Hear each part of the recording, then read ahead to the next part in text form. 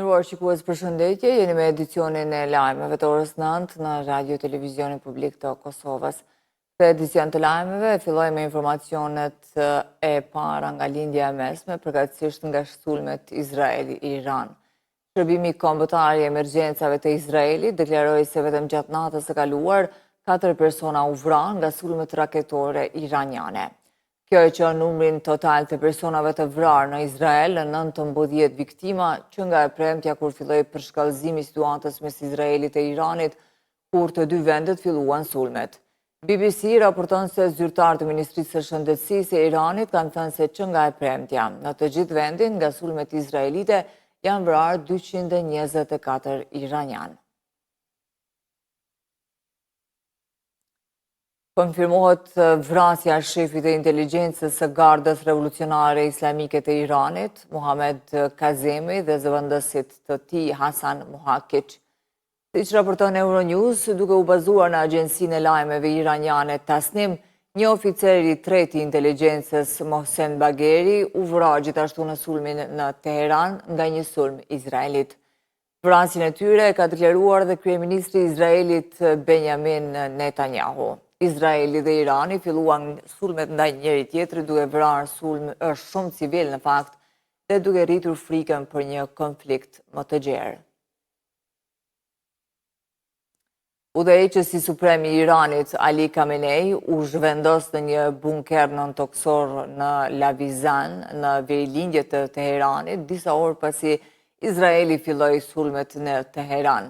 Mediat iraniane raportuan se me të janë të gjithë anëtarët e familjes, duke përfshirë djalin e tij Mojtaba.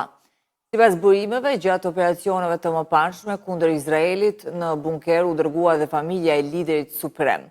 Një burim diplomatik në lindjen e mesme i tha mediumit Iran International se sulmi ajror izraelit në Mashhad ishte një paralajmërim për udhëheqësin suprem të Iranit, sa ai nuk është i sigurt askund. Presidenti Amerikan Donald Trump vuri veton ndaj një plani izraelit për ta vrarë liderin suprem të Iranit Ayatollah Ali Khamenei.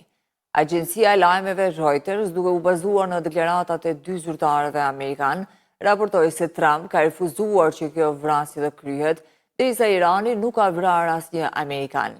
Udhëheqësi suprem i Iranit, Ayatollah Ali Khamenei, shërben si komandant i përgjithshëm i forcave të armatosura dhe kontrollon Gardën Revolucionare, duke pasur edhe fjalën e fundit për të gjitha politikat kryesore në vend.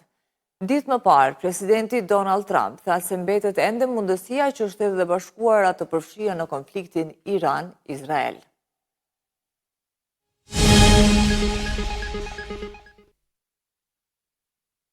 Kultivimi i perimeve në Përsera po del të jetë shumë i suksesshëm, prandaj jo pak fermer po i zgjerojnë kapacitetet e tyre prodhuese.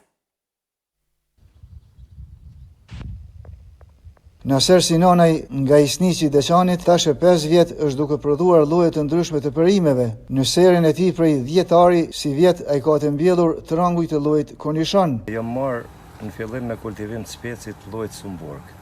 Edhe kom pas prodhim shumë të mirë. Vitin e kaluar erdhi një ofertë e mirë prej një firme që bëjë grumbullimin e kastravesit, llojit kornishon.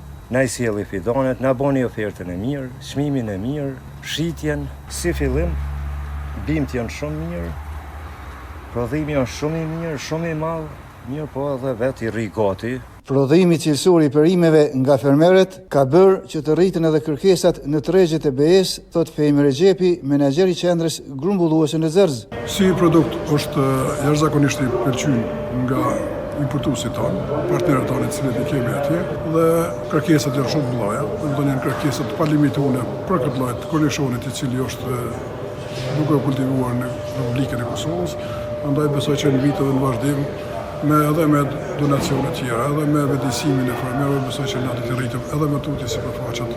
Mirë po breng kryesor për fermerët e kësaj jone është bërë mungesa e punëtorëve si pasojë e largimit të rinjve nga vendi. Dhjetari kam ser. Dhe shtojmë mirë të knaqur. Provojmë ka mirë. Kemi me për fat keq vetëm 2 vjet jemi. Veç me të shoqën jemi. Që ti nuk kret problemet e na se të rritin dal jashtë. ja e vlen me punu këtu ma shumë se jashtë, sepse unë ma shumë nxerri këtu pare, se sa me pa punu dikun në Gjermani ose me i rroga atje, që po shihet se e kam një djalë atje, ma shumë fiton djali jam këtu që punon edhe më ndihmon mu, se sa ai që është në Gjermani. Si pas përfaqësuesve të qendrës grumbulluese, gjatë këtij viti, në tregun e Bashkimit Evropian pritet të eksportohen rreth 2500 ton tranguj të llojit Konishan.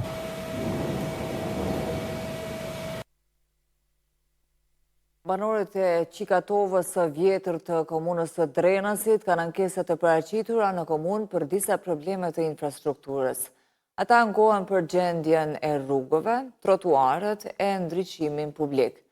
Nga komuna thonë se rrugët në Qikatovë të vjetër, përkatësisht në lagjen Makolli, shumica prej tyre janë private dhe kërkohet nga banorët që t'i kthejnë ato në interes publik nëse duan që të asfaltohen. Sipas komunës, me statusin të cilin e kanë për momentin këto rrugë, komuna mundet t'i shtrojë vetëm me zhavarë. Të nderuar shikues, kaq për këtë edicion të lajmeve. Për këto dhe informacionet më të reja, takohemi në edicionin orës 11. Ne ju falenderojmë për vëmendje, mirupafshim.